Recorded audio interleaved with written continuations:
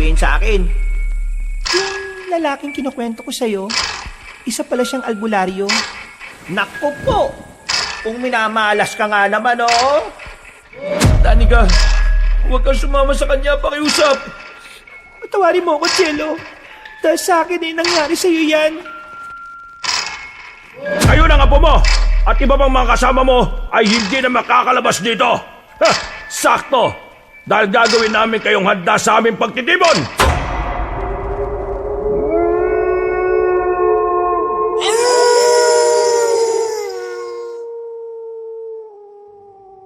Ay magtatago? Ayos lang ho ba sa inyo na kinatatakutan tayo ng mga tao? Ako ang namumuno dito sa tribo natin. Kaya mas alam ko kung ano makabubuti. Dapat lang talaga na matakot sila sa atin kaysa naman tayo ang matakot sa kanila. Napapagod na ako sa ganitong pamumuhay natin, Ama. Gusto ko na po ng tahimik na buhay.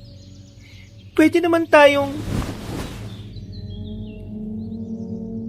Hindi ko na naituloy ang sasabihin ko dahil biglang hinawakan ng aking ama ang braso ko. Maigpit na hawak na may halong galit. Nakaramdam ako ng sakit na pisikal dahil sa ginawa niyang yon. Pero sanay na ako dahil bata pa lang ako ay pinalaki niya na ako sa ganoong pamamaraan. Madalas ko nang maisip na kung mahal ba ako ng aking ama. Pero sa tuwing tinatanong ko siya tungkol sa pagmamahal, ay lalo lamang siyang nanggagalaiti sa galit sa akin. Lagi niyang sinasabi na masyado raw akong madrama. Pwedeng ano? Pwedeng pumunta sa ibang lugar at magpanggap na purong tao? Naibang ka na talaga sa naiisip mo eh. Hindi ko alam kung bakit ako nagkaroon ng anak na kagaya mo. Kung nabubuhay lamang ang kuya mo, di sana may katuwang ako sa pangangalaga sa tribo natin. Hindi kagaya mo na puro sarili lang ang iniisip. Napaka-imposible ng pinapangarap mo dahil kahit kailan, hindi tayo matatanggap ng mga tao. Lalo na kapag nalaman nila na aswang tayo. Aswang na kumakain ng sariwang karne at laman ng tao. Itanim mo yan sa kukote mo, ha? Ang lahat ng sinasabi ko sa'yo, tandaan mo! Hindi ko na nakaya ang sakit ng higpit ng pagkakahawak ng aking ama sa braso ko, Kabanong. Kaya pinipilit ko yung hilahin. Mangiyak-ngiyak akong tumingin sa mabagsik na mukha ng ama ko. Hindi ko pa rin siya makumbinsi sa kagustuhan ko. Siguro nga, hibang ako, pero yun talaga ang pinapangarap ko. Ang mabuhay ng normal. Gusto ko nang maranasan na hindi kinatatakutan ng mga tao, kaya naman isang plano at desisyon ang nabuo sa isip ko. Hanggang ngayon, hindi kayo makamove on sa pagkamatay ni Kuya. Kaya ako na lang ang laging sumasalo ng galit niyo eh. Hindi naman kasalanan ni Kuya na umibig siya sa normal na tao. Kaya lang naman siya namatay dahil protektahan niya yung babaeng minamahal niya. Ngayon na nga ang nakakagalit dun eh. Marami naman siyang pwedeng mahalin. Pero bakit mas pinili pa niya ang ordinaryong tao? Ano nangyari sa pagsuway niya sa akin? O di ba? Nalaman ng taong bayan na isa siyang aswang. Kaya yun, pinatay siya ng mga tao dun sa lugar ng babaeng pinili niyang samahan. Walang nagawa yung visit na babaeng yun para ipagtanggol si kuya mo. Kaya lalo kong namumuhay sa kanila eh. Mahirap na talagang makipag-argumento sa inyo dahil bulag at bingi na kayo sa paliwanag ng iba. Kahit ako na anak nyo, hindi nyo na pinakikinggan. Sariling pananaw nyo lang ang mahalaga sa inyo. Sana, ako na lang ang namatay at hindi si Kuya eh. Hindi ko na hinintay na magsalita pa uli ang aking ama. Pigilang luha habang nanginginig ang katawang ko na lumabas ng bahay. Kagaya ng dati, ay naisipan kong pumunta sa Borol. Doon ako naglalagi at tumatambay sa tuwing gusto kong mapag-isa. Mabilis kong pinahid ang mga luha ko, Kabanong. Napapansin ko kasi na sa akin nakatingin ng mga kalahi namin na nakakasalubong ko. Umiiwas ako nang makita ko si Bernard. Tsak na mangungulit na naman ito. Oh, Danica, umiiyak ka na naman ba? Tara muna dito. Baka kasi kailangan mo ng kausap. Saka na nga muna tayo mag-usap. Nagmamadali ako eh. Narinig namin na nagtatalo na naman kayo ng tatay mo. Ano pa bang bago dun? Alam mo naman na laging mainit ang dugo sa akin ng ama ko. Sa inyo lang naman siya mabait eh. Napansin kong nagpakawala ng malalim na buntong hininga si Bernard. Bakas din ang kalungkutan sa mukha nito. Pakiwari ko na mga sandaling yon ay nakikisimpatya siya sa akin. Sa bagay, siya lang naman ang nag-iisa kong kakampi sa lugar namin. Kaya mo na lang si Pinunong Romulo. Sabi ko naman kasi sa'yo umiwas ka na lang na suwayin yung mga gusto niya para maging maayos naman ang pagsasama ninyo.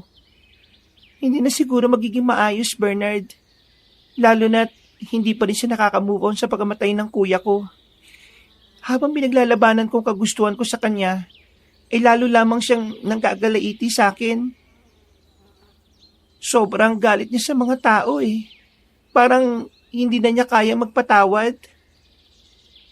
Mahirap mag-akusa lalo na't wala ako sa sitwasyon ni Pinuno. Siguro, ganun din ang mararamdaman ko kapag pinatay ang pinakamamahal ko ng mga tao. Wagas lang na nagmahal ang kapatid ko. At alam kong hindi yung pagkakamali. Tsak na masaya siya kahit na pinatay siya. O sige, dito na lang muna ako. Narinig ko pang nagsalita si Bernard pero hindi ko na yung pinansin. Hindi na ako lumingon at patakbong pumunta sa burol. Pagdating ko doon, ay nanlulumong na upo ko sa lupa na may maliliit na damo. Mula sa itaas ng burol, ay tanaw ko ang buong kabahayan ng lugar namin. Malayo kami sa baryo ng mga tao dahil iniiwasan ng aking ama na matuklasan ng lihim ng tungkol sa aming lahi. Kapag may naliligaw na tao sa lugar namin, ay hindi na yun nakakabalik pa sa pamilya niya dahil binibihag yun at saka paghahatian para kainin. Aminado ko na hindi ako malinis, Kabanong. Kumakain din ako ng sariwang laman ng tao pero dati lang yun. Matagal na akong tumigil sa pagkain ng karne ng tao. Sinanay ko ang sarili ko na kumain na lamang ng mga pagkain ng normal na tao. Simula nung umibig at nagmahal si Kuya sa isang normal na tao, tinuruan niya ako kung paano mabago ang buhay namin bilang aswang. Nakita ko kung gaano kasaya ang kuya ko ng mga panahon na yon, kaya naman nangarap din ako na pwede palang magbago ang lahat sa amin. Ang aking ama lang naman ang hindi naniniwala sa pagbabago, kaya hindi siya sang-ayon sa mungkahi namin kahit noon pa. Kaibangan lang daw ang iniisip namin. Hanggang sa nagpasya ang kuya ko na umalis sa lugar namin para tuluyan ng sumama sa babaeng minamahal niya. Sa baryo na pinuntahan nila ay namuhay sila ng normal. Akala nila ay magiging maayos na ang lahat pero nagkakamali sila. May nakakita na kapitbahay kung papaanong magbago ng anyo ang kuya ko at doon nagsimula na planuhin nilang patayin ng mga taong bayan. Kahit na malakas ang kuya ko, hindi siya nakaligtas sa lakas ng mga tao na pumatay sa kanya. Kuya, kung nasan ka man ngayon, alam kong payapa ka na dyan. Maswerte ka pa rin dahil kahit papaano ay naranasan mong mahalin at magmahal. Ako kaya, ipagkakataon pa kayang maranasan yon? Ninamnam ko na lang ang malamig na simoy ng hangin at pinakinggan ko ang mga huni ng ibon na tila nakakahalina sa pandinig. Halos 2 oras din akong tumambay sa burol. Maya-maya, naisipan ko nang tumayo para umuwi. Lumipas ang ilang araw, malamig pa rin ang pakikitungo sa akin ng aking ama. Umiiwas din ako sa kanya dahil napapagod na akong makipagtalo. Hanggang sa isang umaga, hindi ko alam kung ano ang nag-udyok sa akin na bumaba sa lugar namin. Pumunta ako sa baryo ng mga tao. Dahil may kaakibat na takot sa puso ko, nagsuot ako ng mahabang palda at damit na may mahahabang manggas. Nagdala ko ng payong para kahit papaano ay maitago ko ang aking muka. Nang makarating ako sa bayan, sobrang kagalakan ang nararamdaman ko. Ang bilis pa nga ng pintig ng puso ko dahil bago sa akin ang mga nakikita ko sa paligid at nilalakaran ko. Nagkasya na lamang ako na tingnan ng mga taong naglalakad at nagtitinda sa gilid ng kalsada. Hindi ko napansin ang isang lalaki na nagmamadaling naglalakad pasalubong sa akin, kaya naman natusok siya ng hawak kong payong. Aray! Ano ba naman yung payong mo, miss? Mabubulag pa yata ako eh. Naku po, pasensya na. Hindi ko po sinasadya. Mabilis kong tiniklop ang gamit kong payong at lumapit sa matangkad na lalaki na nakahawak sa kaliwang mata nito. Akma kong hahawakan ng mukha niya nang bigla niyang tabigin ang kamay ko. Huwag mo nga akong hawakan. Baka marumi ang kamay mo. At baka matitano pa yung mata ko. Titingnan ko lang naman, baka dumugo. Ay nako. Ayos lang ako. Sa susunod nga, mag-iingat ka naman. Saka, bakit ba ganyan ang suot mo? Tirik na tirik ang araw pero balot na balot ka. Ha? Iniiwasan ko lang mangitim. O sige, diyan ka na. Nagmamadali na akong umalis, Kabanong. Iba na kasi ang nararamdaman ko sa paraan ng titig sa akin ng lalaki. Isa pa, naiinis din ako dahil parang napakayabang umasta. Akala mo naman kung sino. Nang bahagya akong nakalayo, naisipan kong lumingon. Laking gulat ko nang makitang lalaking kausap ko kanina. Seryoso mga mata nito na nakatitig pa rin sa akin. Sa kaba ko, binilisan ko ang paglalakad at halos tumakbo na nga. Pakiramdam ko'y sinusundan niya ako. Hindi na ako nakatiis kaya naman tumakbo ko ng mabilis. Hindi ko kabisadong lugar na pinuntahan ko kaya naman kung saan-saan ako dumaan para lumiko. Nakaramdam ako ng hingal kaya huminto ako saglit. Maya-maya pa, naramdaman ko na may ibang presensya sa likuran ko. Pagharap ko ay nakita kong 3 lalaki na sa itsura pa lang ay mukhang hindi nagagawa ng mabuti. Nginitian ako ng isang lalaki at sabay-sabay na lumapit sa kinatatayuan ko. Pasimple kong iginala ang mga mata ko sa paligid. Naghahanap kung saan ako pwedeng tumakbo pero puro pader na ang nakikita ko. Bago ko magawa ang naiisip ko na pagtakas ay nahawakan na ako ng isang lalaki. Makapal ang balbas nito at sa tingin ko ay hindi pa naliligo. Bitiwan mo nga ako! Mga bastos! Manyakis! Pero baliwala ang tapang na ipinakita ko. Sabay-sabay lang akong pinagtawanan ng 3. Ang isa'y nakangisip ang hinawakan ng baba ko. Pumiglas ako para makawala sa pagkakahawak niya pero muli lang ako nitong hinawakan. Nang akma na akong hahalikan ng lalaki ay napapikit na lamang ako ng mariin. Nagtaka ako dahil nawala ang lalaking may hawak sa akin. Pagdilat ng mga mata ko, nakita ko silang sinusuntok ng lalaking kausap ko kanina. Yung natamaan ko ng payong sa mata. Napasandal na lang ako sa pader habang pinapanood ang pakikipaglaban ng matangkad na lalaki sa 3 manyakis. Hindi ko natatanungin kung nasaktan ka dahil mukha ka namang okay. Eksakto lang ang dating ko. Hindi ka nagawa ng masama ng mga ugok na ito. Umusbong ang paghanga ko sa lalaking nakatayo sa harapan ko, Kabanong. Napalunok ako ng laway at hindi malaman kung ano ang sasabihin. Uy! Ano na? Di ka na nakapagsalita dyan. Para kang natuka ng ahas ah. Di ka man lang ba magpapasalamat sa pagligtas ko sa'yo? Saglit kong sinulyapan ng mga lalaking nakahandusay sa lupa. Saka ko muling tinitigan ng matangkad na lalaki na nagligtas sa akin. Maraming salamat nga pala. Ayan! Ganyan! Dapat lang na magpasalamat ka, no? Alam mo, mukhang dayo ka dito sa lugar namin ah. Bago lipat ka ba dito? Kaninong anak ka ba? At anong pangalan mo? Ha? Hindi ko pwedeng sabihin ng pangalan ko eh. Napansin kong nagsalubong ang 2 kilay ng lalaki saka matimitong tumitig sa akin. Para akong yelo na natutunaw sa init ng titig niya kaya naman nagmamadali na akong magpaalam. Sige, dito na ako. Kailangan ko nang umuwi baka hinahanap na ako ng ama ko. Uy! Teka! Tinatanong pa kita, uy! Baka kung saan ka na naman dumaan ha? Kapag nakursyada ka na naman dyan na bastusin, hindi na kita tutulungan. Nang makalayo na ako, ay ramdam na ramdam ko ang malakas na pintig ng puso ko. Ito ang unang pagkakataon na may sumubok na mambastos sa akin.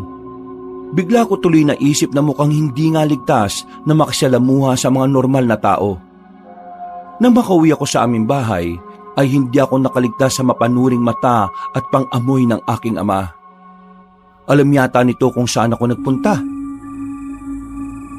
Wala ka na ba talagang gagawin kung hindi galitin ako? Lahat na lang ng bawal ginagawa mo Ano na lang ang sasabihin ng mga kalahi natin kapag nalaman nila yung kalokohan na ginawa mo? Lumabas lang naman po ako't gumala para aliwin ang sarili ko. Wala naman po akong ginawang masama. Ihintayin ko pa ba na gumawa ka ng masama? Oy, simula bukas hindi ka na aalis pa. Dapat, dito ka lang manatili sa lugar natin. Sumunod ka na lang sana sa mga kagustuhan ko para hindi na tayo nagtatalo ba? Sa inyo lang naman po ang problema eh. Ano? Ano sabi mo? Po, wala po. Sige po, Ama. Papasok na po ako sa silid ko. Hindi ako nakinig sa habilin ng aking ama, Kabanong. Kapag wala siya sa aming tahanan, ay sumasalisi ako at umaalis para muling pumunta sa baryo ng mga tao. Hindi mapagkakaila na masaya ako sa palihim na pagtakas na ginagawa ko. Mabuti na lamang ay nakakabalik na ako sa bahay namin bago pa man dumating ang aking ama. Nakadagdag din sa kasiyahan ko ang magkaroon ng pagkakataon na makausap at makadaupang palad ang ibang mga tao sa baryo. Mababait naman pala sila at mayroon din naman na likas na masusungit at masasama ang ugali. Naisip ko na lang na baka normal lang yon sa mga kagaya nila. Hanggang isang umaga ay tinawag ako ng aking ama. May importante raw kaming pag-uusapan. Naupo ko sa harap niya at tinintay ang sasabihin nito. Nakipagkasundo na ako sa ibang lahi ng aswang Matagal ka ng kursunada ng anak ng pinuno ng mga agaras. Pumayag ako na ipakasal ka sa anak ng aking kaibigan. Po? Ano po? Bakit po kayo kagad nagdesisyon, Ama? Hindi niyo man lang ako tinanong kung gusto ko bang magpakasal sa anak ng sinasabi niyong kaibigan? Nasa tamang edad ka na para lumaki sa tahimik Ikaw lang naman ang iniisip ko. Tsaka ko na magiging maayos ang kalagayan at kinabukasan mo kapag sa kanya ka nagpakasal.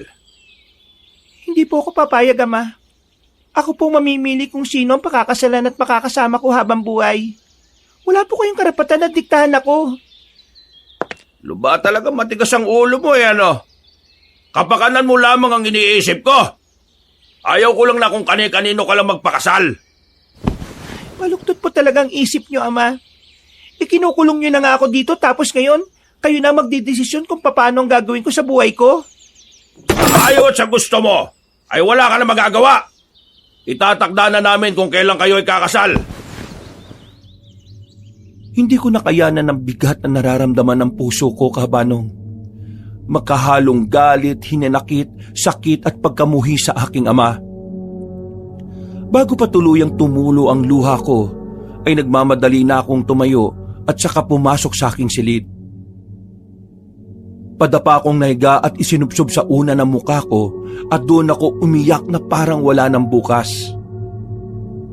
Nang umagang yun, naramdaman ko na muli na namang umalis ang aking ama.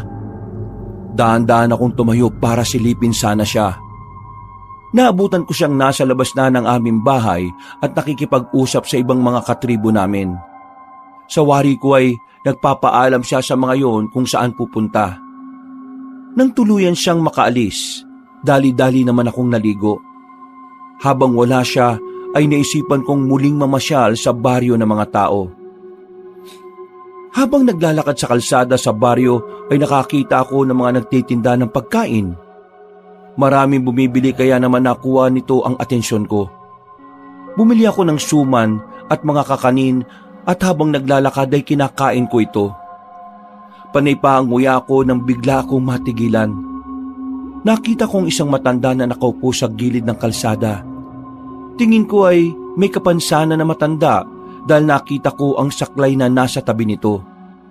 Sa harap na matanda ay may maliit na baso na may lamang barya. Hindi ko alam ang dapat kong maramdaman pero nakaramdam ako ng habag sa matanda. Kinapa ko ang bulsa at saka ko naalala na wala palang natira sa pera ko. Lumapit ako sa matanda at sa mahina nitong boses ay sinabi nito na humihingi siya ng pera para pambili ng pagkain. Wala po ako may bibigyan na pera sa inyo kaya etong suma na lang po ang tanggapin nyo. Masarap naman po ito. Lolo, pasensya na at ngayon lang po ako dumating ha. Marami pa po kasi akong ginawa eh. O, heto po pagkain at tubig ninyo. Nilingon ko ang lalaking dumating at nagsalita. Bahagya pa akong nagulat na makita ang lalaking mayabang. Lumingon din ito sa akin. Oh, ikaw na naman? Anong ginagawa mo dito? Binigyan ko lang ng pagkain si Lolo. Baka naman may lason niyang binibigay mo ha. Lason, anong akala mo sa akin mamamatay tao? Hindi porket maganda ka eh. Hindi ka na pwedeng gumawa ng masama ha. Hoy, wag mo nga akong pag-isipan na masama. Ikaw nga eh, baka may lason din yung binibigay mong pagkain. Matagal na ako nagbibigay ng pagkain kay Lolo no. Pero buhay pa naman siya hanggang ngayon. Lo, sige po, aalis na po ako. Kainin niyo na po lahat yan ha. At bukas dadalang ko po ulit kayo ng pagkain. Naglakad ang lalaki at nakita ko pang nag-abot siya ng pagkain sa iba pang matanda na naroon. Habang nakatayo ako ay tanaw na tanaw ko ang matatamis ng ngiti ng mga taong binibigyan niya ng pagkain. Kahit ang mga nagtitinda ay magiliw na tinatawag at nakikipag-usap sa lalaki. Hindi ko alam kung ano ang nag-udyok sa akin para sundan ng lalaki. Gusto ko lang malaman kung saan siya nakatira at kung ano pang ginagawa niya sa buhay. Sa pagsunod ko sa lalaki ay nakaramdam na ako ng hapo. Malayo na ang nalalakad ko at pakiramdam ko ay namimintig na ang mga binti ko. Papasok na ang lalaki sa gubat kaya naman may pagkakataon na nagtago ko sa likod ng isang malaking puno. Ay nako, saan ba pupunta yung lalaking ito? Napansin kong tumigil sa paglalakad ang lalaki. Bahagya akong sumilip para malaman ang dahilan kung bakit siya tumigil. Bigla itong lumingon sa direksyon ko kaya naman mabilis akong nagkubli sa malapad na katawan ng puno. Ilang minuto rin akong pigil ang hininga. Nang maramdaman kong muli siyang naglakad ay saka lamang ako nakahinga ng maluwag. Hindi ko alam kung ano pa ang gagawin ng lalaki sa gubat. Baka mangunguha ng kahoy o kaya naman mangunguha ng mga gulay, halaman o prutas. Uy, Diyos ko mabagin, ano ba to? Umalis ka nga dyan! Malakas akong napahiyaw dahil may tumalon na palakang kulay berde sa dibdib ko. Sa sobrang takot ko ay napaupo ako sa lupa. Naramdaman kong nanakit ang puwitan at balakang ko. Maya-maya nakita kong isang pares ng mga paa na nasa harapan ko. Napatitig ako sa paa na yon hanggang unti-unting umakyat ang tingin ko. Nagkatitigan kami ng lalaking sinusundan ko. Ano ba ginagawa mo rito? At bakit mo ba ako sinusundan? Ha? Wala naman. At sino nagsabi sa'yo na sinusundan kita? Kasasabi ko lang kanina pa kita nararamdaman na sumusunod sa akin eh. Tumayo ka na dyan. Baka hindi lang pala ka ang tumalon sa'yo. Maraming ahas na nakatira dyan sa mga puno, no? Baka malaglagan ka pa dyan. Nang marinig ko ang sinabi ng lalaki, agad akong tumayo. Pero napaupo kong muli nang maramdaman kong kumirot ang tagiliran ko. Naipitan pa yata ako ng ugat. Napatingin ako sa lalaki nang walang anuman na binuhat ako sa kadahan-dahan kong iniapak ang mga paa sa lupa. Sa susunod mag-iingat ka. Mas mabuti pa na umuwi ka na sa inyo. Mahirap nang abutan ka ng gabi dito sa gubat. Saan pa kasi pupunta? Diyan ka ba nakatira? Bakit ba ang dami mong tanong? Papanganib nga dito sa gubat. May mga kukunin lang ako kaya ako nandito. Sinubukan kong humakbang pero muntikan na akong bumagsak. Mabuti na lamang at maagap ang lalaki. Agad niya akong nahawakan sa bewang. Nagkatitigang kaming dalawa. Napansin ko kasing malapit ng magkadikit ang mga katawan namin. Masakit ang balakang at tagiliran ko. Nabalian yata ako o naipitan ng ugat. O sige, halika na muna sa bahay ko at gagamutin ko yan. Hindi yan pwedeng ipagwalang bahala. Kapag nalamigan yan lalo lang sasakit at mamamaga. Sige, pero pwede mo na rin akong bitiwan. Agad naman akong binitiwan ng lalaki. Hindi na siya nagsalita pa, pero seryoso ang mukha niyang nakatingin sa akin habang iika-ika kong naglalakad. Ay nako, kapag ganyan ang lakad mo baka bukas pa tayo makarating sa bahay ko Buhatin na lang kita para mabilis tayo. Napasingap ako nang bigla niya akong buhatin. Kumapit ako sa batok niya at tahimik naming binaybay ang palabas ng gubat. Hindi ko namamalayan na nakarating na kami sa bahay niya. Pumasok kami sa loob at inupo niya ako sa mahabang upuan na gawa sa kahoy. Pinagmamasdan ko ang bawat galaw niya. Pagbalik niya sa akin, may mga dala na siyang halamang gamot. Naisip ko na baka yun ang itatapal niya sa akin. Okay lang ba na ibaba ko na kaunti yung palda mo? Titingnan ko lang yung tagiliran ng balakang mo. Wala ka naman sigurong gagawing masama sa akin, di ba? Pinag-iisipan mo pa ako na masama. Ako na nga itong tutulong para mapabuti yung nararamdaman mo Saka, hindi ko kailangan gawan ka ng kagaya ng iniisip mo. Pasensya ka na. Hanggang ngayon kasi hindi ko alam ang pangalan mo Bakit? Yung bang sukatan mo para magtiwala ka sa isang tao? Ay nako. O sige, Jello na lang ang itawag mo sa akin. Ako nga pala si Danica. Ngayon pa lang nagpapasalamat na ako sa'yo. O sige na, umpisa na natin para matapos tayo kaagad. Dumapa ka para matingnan ko yung balakang mo. Kahit masakit, ay tinitiis ko yun. Ilang sandali pa ay narinig kong lumalagotok ang buto ko doon. Nakaramdam ako ng ginhawa at akmang babangon na. Huwag ka munang tumayo. Lalagyan ko lang ng halaman na may langis para lalong gumaling.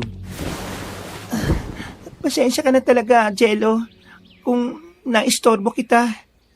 Yan ang napapala ng kagaya mo Hindi ko alam kung bakit mo ako sinusundan Ang totoo, hindi ko rin alam kung bakit O ayan, tapos na. Mamaya pwede ka nang umuwi. Baka hinahanap ka na ng mga magulang mo.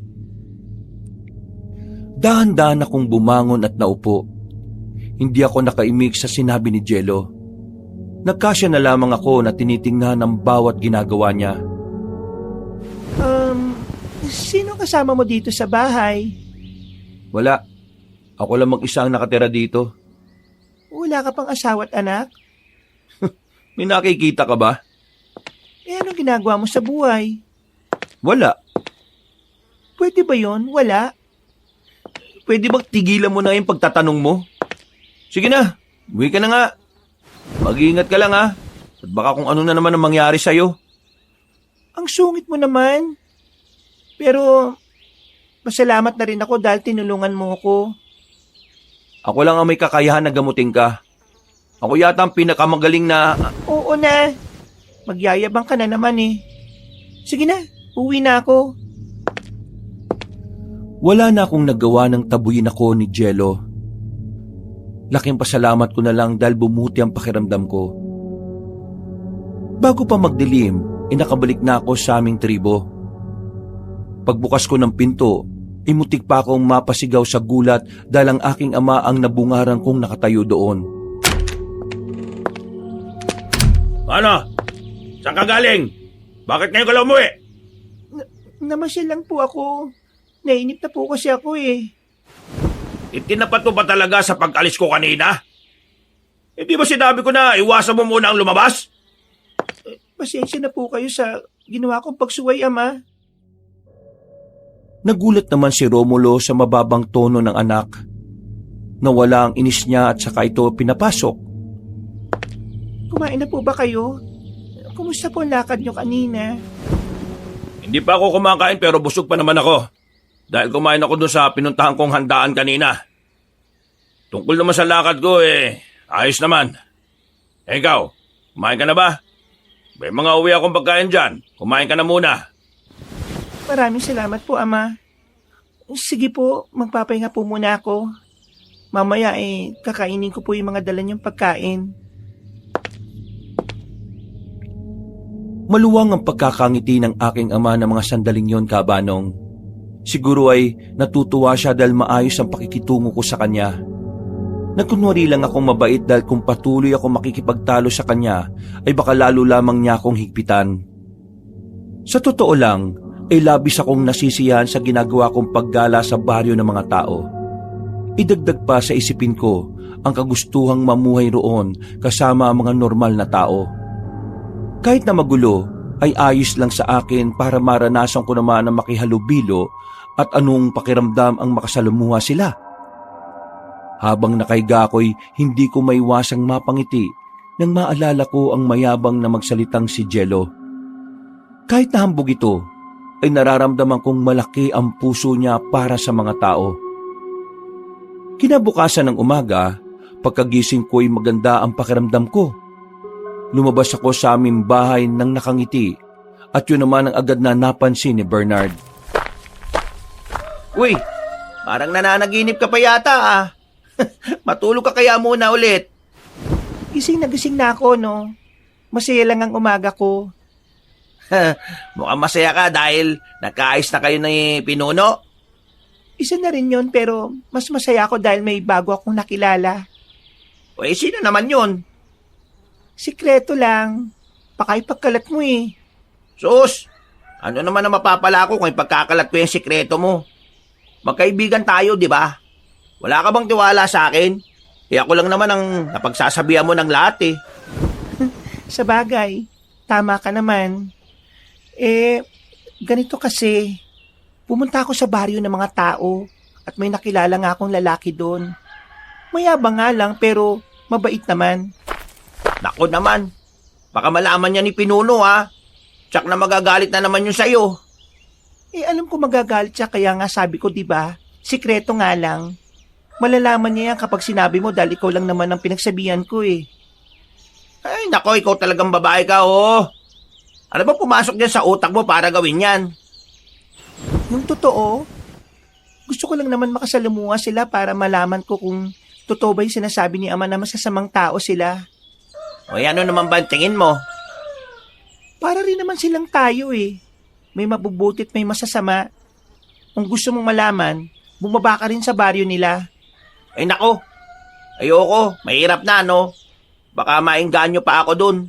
Baka hindi na ako bumalik dito sa atin. Desisyon mo naman kung yun ang pipiliin mo eh. Ano naman ba itsura ng lalaking nakilala mo? Itsura ba ka mo? Gwapo rin naman siya. Matangkad. Moreno ang balat. Mas gwapo pa sa akin? Gwapo ka pa rin naman. Pero para sa akin mas angat siya sa'yo ng konti eh. Sus, kala ko pa naman, ako na ang pinakagwapo. Meron pa palang masigit. Natawa ko sa sinabi ni Bernard, Kabanong. Nagkwentuhan pa kami. Ikinuwento ko sa kanya ang naging karanasan ko sa tuwing pumupunta ako sa baryo ng mga tao. Basta lagi kang mag-iingat ha. At sana, hindi nila malaman kung anong totoo mong pagkatao. Para hindi ka nila katakutan pagdating ng araw. Lumipas sa mga araw. Naging maayos at maganda naman ang pakikitungo namin ng aking ama sa isa't isa. Kagaya ng dati, kapag umaalis siya ay sumasalisi pa rin ako para pumunta sa baryo ng mga tao. Napadalas na rin ang pakikita namin ni Jello. Minsan ay pinapasyal niya ako sa mga lugar sa baryo nila. Namangako dahil sa bagong karanasan at kahit papaano ay masaya ako dahil nagkaroon ako ng iilang kaibigan sa tulong na rin ni Jello. Doon ko napatunayan, Kabanong, na hindi naman pala totoong masasama ang mga tao. Maayos ang pakikitungo nila sa akin. Isang bagay na lubos kong pinagpapasalamat. Alis muna ako, Danica. May kailangan lang akong puntahan. Kung alis ka, huwag ka lang magpapaabot ng gabi ha. Saan po pala kayo pupunta, Ama? Pupuntahan ko lang yung kaibigan ko. Baka bukas na ako makabalik. Ganun po ba? Sige po, mag-iingat po kayo, Ama. Uwian niyo na lang po ako ng pasalubong, ha? Ano bang gusto mong pasalubong? Kahit na ano po, kayo na pong bahala. Nang makaalis si Ama ay halos magtatalon ako sa tuwa, Kabanong. Mukhang nagbago na ang ihip ng hangin. Nagiging mabait na siya sa akin. Pinayagan pa akong umalis at gumala.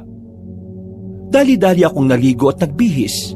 Nagpahid pa ako ng pulbo at kaunting pampapula sa labi. Pagkalabas ko, ay nakasalubong ko si Bernard na may dalang isang malaking baboy ramo. Uy, mukhang mamamasyal ka na naman ah. Oo, at alam mo kung saan ako pupunta? Nagpaalam ka ba kay Pinuno? Umalis si Ama saka pinayagan niya akong gumala. Mamaya ka na umalis. Tikman mo muna tong dala ko. Naku, hindi na. Kainin mo na lang yan. O sige na, dito na ako. Pakanta-kanta pa ako habang naglalakad. Nang makarating ako sa baryo ng mga tao, ay bumili ako ng suman sa matandang nagtitinda na lagi kong binibilhan. Binati ako nito at sinabing kakaiba ang aura ko nung araw na yon. Lahat ng papuri na natatanggap ko ay nagpapasaya sa puso ko. Habang naglalakad, ay kinakain ko ang biniling suman. Maya-maya pa ay naramdaman kong may sumabay sa aking paglalakad. Nalingunan ko si Jello. Uy, mamimili ka ba? Oo wala na kasi ako mga kasangkapan sa pagluto sa kusina. Tapos ka na bang mamili? Hindi pa naman. Sama ako? Ayos lang ba? Pwede naman. Basta tutulong ka magbuhat Kung magaan lang naman pwede. Matagal ka nang lagi sumasama sa akin pero hanggang ngayon hindi mo pa rin sinasabi sa akin kung saan ka nakatira. Sa kabilang bayan pa kasi ako nakatira Kabilang bayan? Bakit nakakarating ka rito? Wala lang. Nakakainip kasi dun sa lugar namin kaya naisipan kong kumala. At dito ako napapadpad. Kaya pala.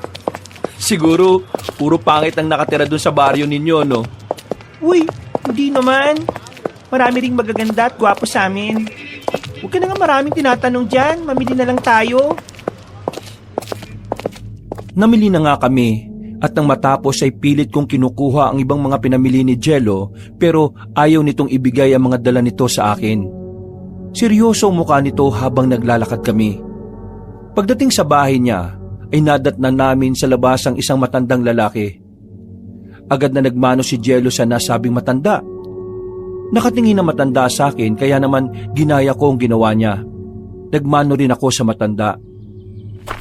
Olo, bakit nandito po kayo sa labas? Sana pumasok na kayo sa loob. Hinihintay talaga kita po. Kumusta po ba kayo? Mabutit naisipan yung dalawin ako. Napanaginiban nga kita kagabi kaya ako naisipang dalawin ka Tungkol naman po saan yung napanaginipan nyo? Masamang panaginip. Sa panaginip ko pinatay ka raw ng pinuno ng mga aswang. Nagulat ako nang marinig ang sinabi ng matanda. Napatingin ako sa kanya habang nakikinig sa kwento nito. Nakaramdam din ako ng kakaibang kaba, lalo na kapag napapatingin sa akin ang matanda. Teka. Sino nga pala yung magandang binibini na kasama mo? Kasintahan mo na ba siya, Apo? Ay, nakalimutan ko ipakilala sa inyo, Lo. Siya nga po pala si Danica. Sa kabilang bayan siya nakatira at bagong kaibigan ko po siya. Ay, nako. Akala ko mabibigyan mo na ako ng apo. Ay, kaibigan mo lang pala. Lolo naman, wala pa ho sa isip ko yung pag-aasawa. Pero bagay kayo ni Danica kung sakali. Hindi ko alam kung ano ang magiging reaksyon ko ng mga oras na yon, Kabanong. Sadyang nakakatuwang kausap ang matanda at kahit unang beses ko palang siyang makita ay magaan na kaagad ang loob ko sa kanya. Naku, asensya ka na, Danica. Ganyan lang talaga lolo ko. Ayos lang. Mukhang mabait naman ang lolo mo Ay, oo naman. Ang bait niyan. Ako lang naman ang hindi Inabot ako ng hapon sa bahay ni Jello. Walang puknat na kwentuhan at pinanood ko pa kung paano gumawa ng halamang gamot si Mang Tasyo. Napag-alaman ko rin na albularyo pala sila. Nang malaman ko yon ay hindi na ako mapakali sa kinauupuan ko. Naalala ko ang sabi ng ama ko dati na ang mga albularyo ang isa sa mga mortal naming kaaway.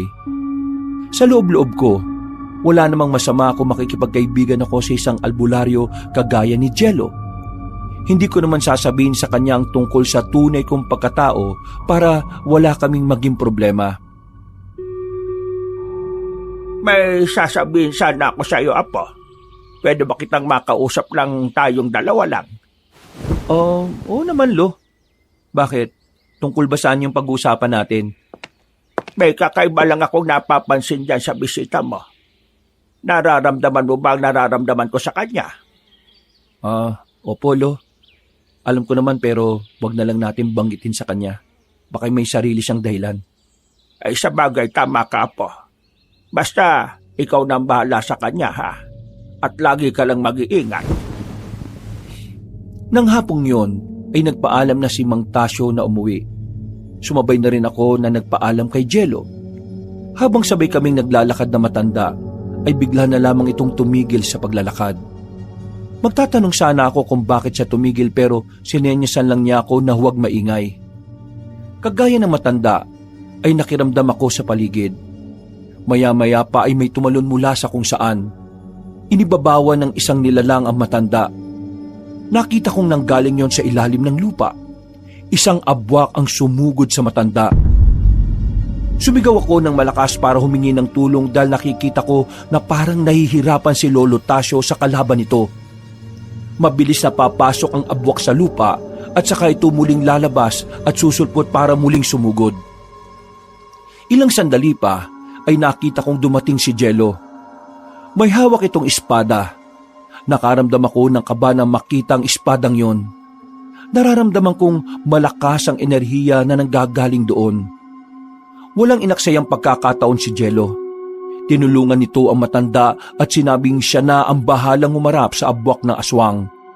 Tila alam na alam ni Jello kung saan lalabas ang abwak. Eksaktong pagkalabas nito sa ilalim ng lupa ay sinalubong ni Jello ng hawak na espada ang abwak. Tinamaan nito at nahati sa dalawa ang katawan. Narinig ko pa ang mahinang pag-ungol ng abwak bago ito malagutan ng hininga. Hindi kayo sasantoy ng espada ko! Eksakto ang dating mo. Matanda na talaga ako kaya medyo mahina na sa pakikipaglaban. Ayos ka lang ba, Danica? Oo. Ayos lang naman ako. Ang mabuti pa ihatid ko na kayo hanggang sa sakayan sa bayan. Baka bigla na namang may manalasang aswang Talaga bang may naliligaw na mga aswang dito sa lugar ninyo? Oo, marami. Kilala kasi kaming albularyo nila Lolo. Kaya kami ang madalas na puntiryahin ng mga pangit na yan. Ano ang dahilan nila para gambalain kayo? Simple lang. Gusto lang nilang gumanti dahil marami na kaming napapatay mula sa lahi nila. Sa bayan nyo ba? Walang mga aswang? Ha? Meron din naman pero hindi pa ako nakakita ng aswang Ngayon pa lang ang una. Kaya lagi kang mag-iingat lalo na kapag gumagala ka. Oo. Maraming salamat sa paalala. Pagdating sa sakayan sa bayan ay pinauna namin makasakay si Mang Tasyo. Tinanong ako ni Jello kung saan ako sasakay. Sinabi ko na lang na may hihintayin akong sundo para pwede na niya akong iwanan. Nakinig naman si Jello at umuwi na pabalik sa bahay nito. Nang matanong kong malayo na si Jello ay saka naman ako nagmamadaling umalis. Gabi na nang makarating ako sa bahay namin. Wala pa ang aking ama at mukhang kinabukasan na nga siya uuwi. Naisipan kong tumambay sa labas ng bahay namin habang binabalikan sa isip ang mga nangyari nung buong araw na yon. Uy, parang ang lalim ng iniisip mo Kanina pa ako nandito pero hindi mo man lang ako napapansin. Ay, pasensya ka na May gumugulo lang sa isip ko. Tungkol saan ba yan? Pwede mo bang sabihin sa akin? Yung lalaking kinukwento ko sa'yo, isa pala siyang albularyo. Naku po! Kung minamalas ka nga naman, Lalong hindi niya dapat malaman ng tungkol sa tunay kong pagkatao. Baka patayin niya ako kagaya ng abwak na pinatay niya kanina. Ano? Nakita mo kung paano niya pinatay yung aswang na abwak? Oo, malakas siya, pati na ang armas na tangan niya. Sigurado ko na alaga yun sa dasal at may karga. Kung ako sa'yo, mas makabubuti kung iiwasan mo na yung taong yun. Baka yan pa yung kapahamak mo pagdating ng araw eh.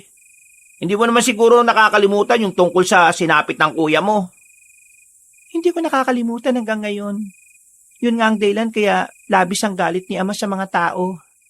Hanggang ngayon inaalam at hinahanap pa rin niya kung sino yung pumatay sa kuya ko. Baka lang kasi magaya ka sa kanya habang maaga pa huwag ka nang pumunta sa baryo ng mga tao. Ng mga sandaling yon, Kabanong, ay nakaramdam ako ng kalituhan sa isip at puso ko. May bahagi ng utak ko ang nagdidikta na iwasan ko na si Jello pero iba ang dinidikta ng puso ko. Nang gabing yon, habang nakahiga ako sa silid ko, hindi pa rin mawaglit sa isipan ko kung paano pinatay ni Jello ang mga aswang. Ilang araw akong nanatili sa baryo namin. Hindi muna ako pumunta sa baryo ng mga tao. Isang gabi ay nagkaroon kami ng panauhin. Wala sa hinagap ko na yun na pala ang lalaking itinakda sa akin ni Ama para pakasalan ako. Gwapo naman ang anak ng pinuno ng mga agaras. Pero alam kong wala akong nararamdaman sa kanya. Masiyahin ang lalaki at palaging nakangiti habang kinakausap ako. Hindi ko alam pero habang nakatitig ako sa kanya ay mukha ni Jello ang lumilitaw sa diwa ko. Pinakitunguhan ko naman ng maayos ang binata. Utos kasi yon ng aking ama. Ang habilin nito ay huwag ko siyang ipahiya dahil kapag hindi nagustuhan ng lalaki ang pag-iistima sa kanya, ay baka doon magsimula ang alitan sa pagitan ng aming tribo laban sa lahi ng mga agaras. Napag-alaman kong malalakas ang lahi ng agaras dahil iilan lang ang kagaya nila na nabubuhay at kaya nilang kainin ng aswang na kalaban nila. Ilang oras ang lumipas, sa wakas, nagpaalam na ang lalaki na uuwi na. Labis naman ang galak ng aking ama habang nag-uusap silang dalawa. Nang makalis na ang lalaki, ay masaya akong hinarap ni Ama. Mukhang wala nang magiging problema sa inyong dalawa. Gustong-gusto ka ni Benji eh. Dapat pala madaliin na namin ang inyong kasal. Pero Ama, parang hindi pa po ako handang mag-asawa Gusto ko pong kilalanin siya ng lubusan. Makikilala mo rin siya ng gusto kapag nakasama mo na siya sa iisang bubong. Sige na, magpahinga ka na. Iwasan mo ang pagpupuyat para hindi ka pumangit ha. Pumasok na ako sa aking silid, Kabanong, at padapa akong nahiga sa kama. Maraming gumugulo sa isipan ko.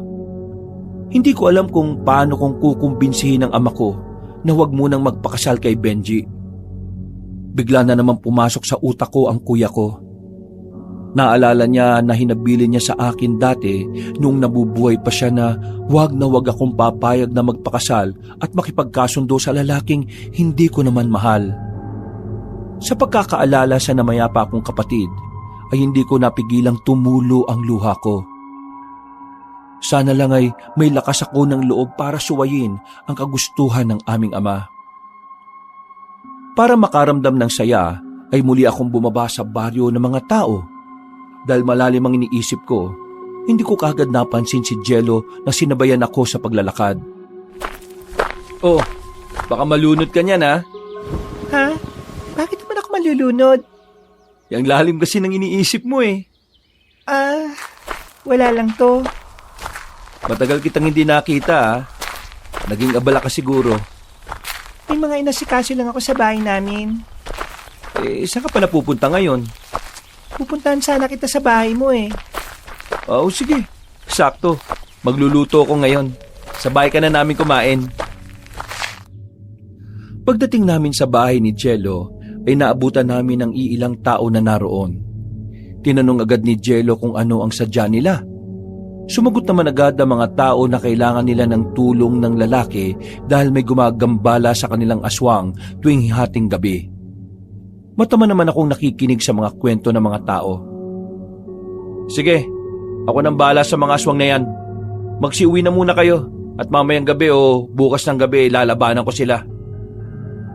Nang makaalis na ang mga tao, ay saka naman inasikaso ni Jello ang lulutuing tinolang manok.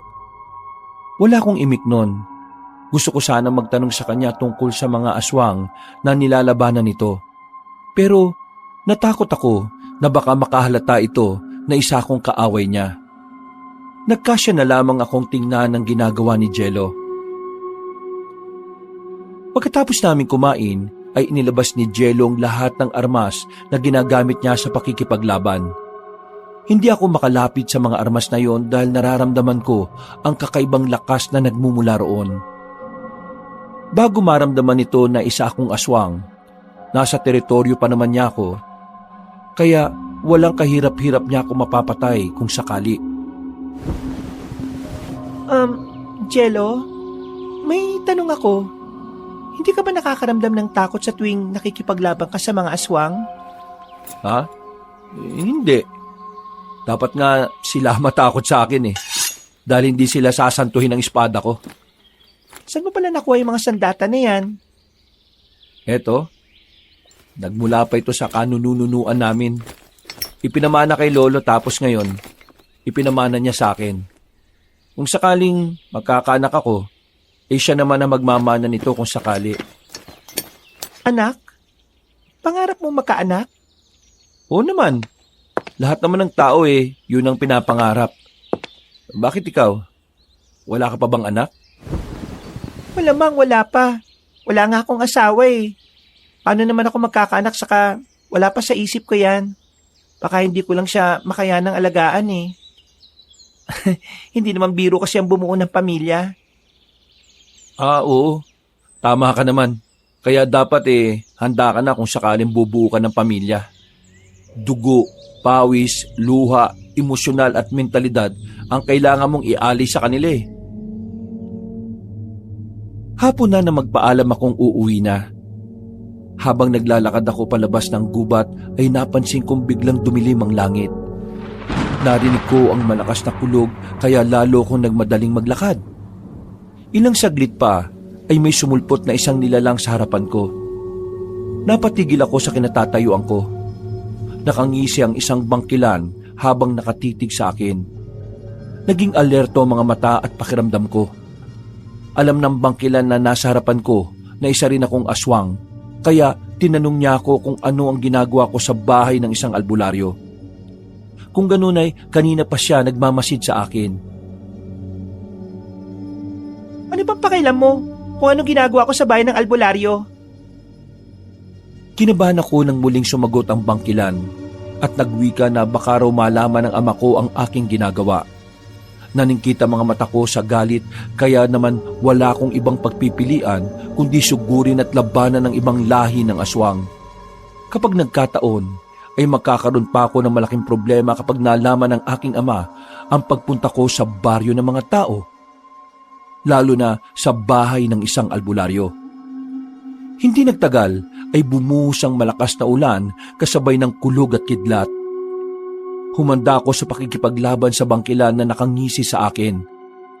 Marami pa itong sinabi na lalo lamang nagpatindi sa nararamdaman kong galit. Sumugod ako pero mabilis akong nailaga ng aswang.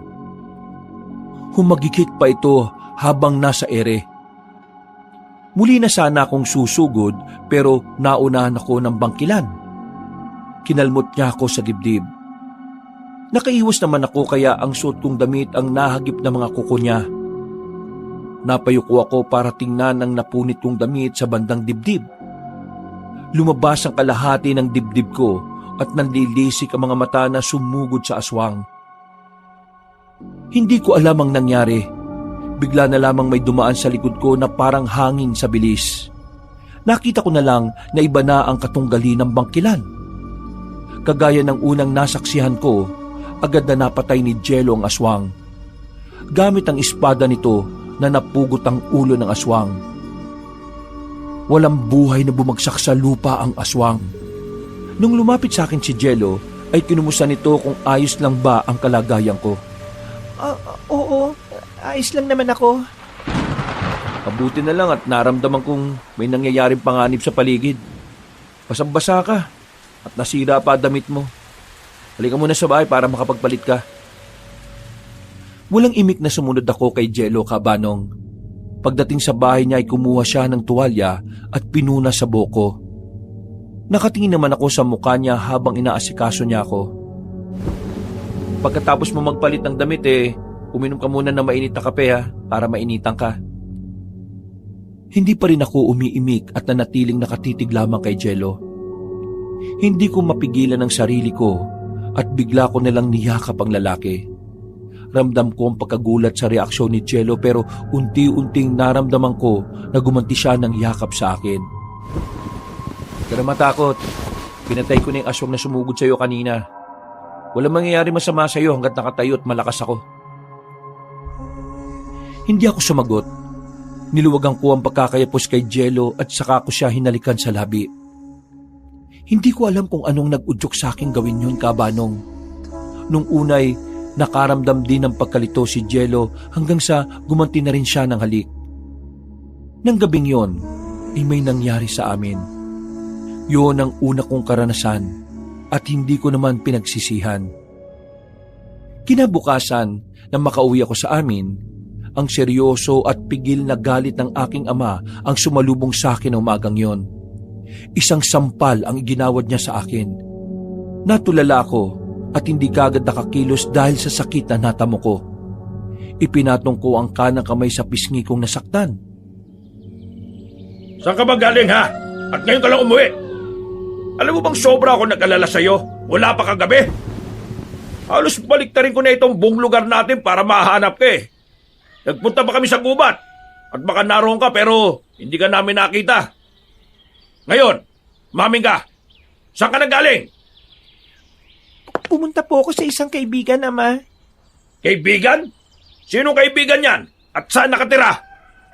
Malayo po ang bahay niya Umulan po kagabi kaya hindi na po niya ako pinauwi kaya doon muna ako nagpalipas ng gabi. Siguraduhin mo lang na nagsasabi ka ng totoo dahil kapag nalaman kong nagsisinungaling ka, malalagot ka talaga sa akin. Nagsasabi po ako ng totoo, Ama. Katunayan isang bangkila ng kaibigan kong yon. O sige na, pumasok ka na sa loob. Pagkapasok ko sa aking silid, ay parang naahapo na naupo ako sa kama. Kinuha ko ang salamin at tiningnan ang sarili kong refleksyon. Nakita kong namumula ang pisngi ko. Sinubukan kong yung hawakan pero napangiwi lang ako nang maramdaman ng sakit mula roon. Nahiga ako sa kama at saka muling inalala ang masusuyong haplos ni Jello sa buong katawang ko. Napapikit ako at muling nakaramdam ng kakaibang init. Niyakap ko na lamang ang sarili ko habang ninanamnam ang mga sandali na kasama ko si Jello. Ilang araw ang lumipas, pinili kong manatili muna sa bahay. Gusto kong mawala muna ang galit ng aking ama bago ko gumala ulit. Sa pananatili ko sa aming bahay, halos gabi-gabi namang dumadalaw si Benji sa akin. May dala rin itong mga alahas na ibinibigay sa akin. Ayaw ko man tanggapin pero kailangan ko siyang pakitunguhan na maayos para hindi makalata ang aking ama na tutol ako sa pagpapakasal sa lalaki. Isang umaga, nagising ako na may malungkot na pakiramdam. Ang totoo, namimiss ko na ang presensya ni Jello. Panay ang buntong hininga ko habang nakatulalang nakatingin sa mga halaman sa aming bakuran. Uy, bakit mo ka malungkot kaya ha? Dapat nga masaya ka dahil malapit ka ng ikasal Ayaw ko magpakasal kay Benji. Hindi ko alam kung paano ko sasabihin sa ama ko tungkol dito nang hindi siya nagagalit Nakto, mukhang malabo yung iniisip mo. Excited pa naman si Pinuno Alam mo bang kalat na dito sa buong tribong tungkol sa pagpapakasal mo sa anak ng pinuno ng Agaras?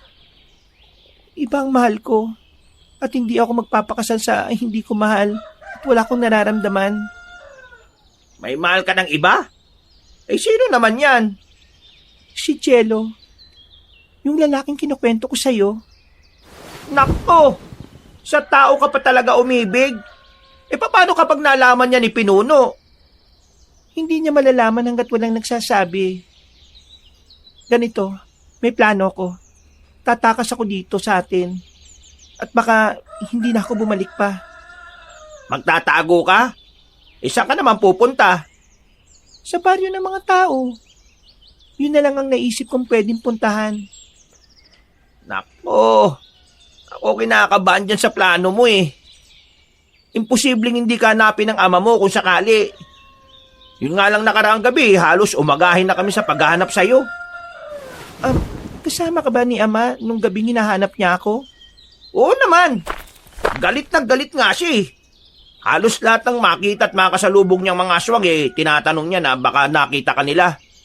Tinatanong nga rin ako dahil baka alam ko daw kung nasaan ka. Alam ko naman na gumala ka sa baryo ng mga tao pero hindi ko na sinabi. Itsak na maraming mapapahamak ng mga tao sa baryo na yun pag nagkataon. Maraming salamat at hindi mo sinabi kung nasaan ako nagpunta. Ikaw lang ang tanging pinagkakatiwalaan ko, Bernard. Magtiwala ka lang sa akin, Danica. Nang muling umalis ang aking ama, ay nagmamadali akong nag-impake ng mga damit ko. Kaunti lang ang dinala ko para hindi magtaka ang mga katribo namin. Nang isukbit ko ang bag, iginala ko pa mga mata sa kabuuan ng aming bahay. Sa isip-isip ko, yun na siguro ang huling pagkakataon na masisilayan ko ang bahay namin. Halos lahat ng magaganda at masasayang alaala ng aming kabataan ay naroon. Naalala ko pa ang nanay at kuya ko na parang nakikita ko sila sa bawat sulok ng bahay. Bago pa tumulo ang luha ko, ay nagpasya na akong umalis. Maatim na magpakasal sa iba lalo na't hindi ko naman mahal. Ikaw, Jello, ang mahal ko. Kung papayag ka na magsama na tayo, mananatili na ako dito. Tulungan mo ko. Kapag nahanap ako ng aking ama, tsak na ikukulong at sasaktan niya ako. Hanggat nandito ka sa tabi ko, wala siyang magagawang masama sa'yo. Maraming salamat, Jello. Panatag na ako dahil nakaalis na ako sa amin. Gusto na nga kitang hanapin at puntahan sa kabilang bayan dahil ilang araw ka nang hindi nagpapakita sa akin pagkatapos na nangyari sa atin. Binantayan ako ni Ama Galit na galit siya nung umaga na akong nakauwi. Nagsinungaling na lang ako noon sa kanya. Dahil kapag sinabi kong tungkol sa'yo, tsak na mas magagalit siya. Sinaktan ka ba niya?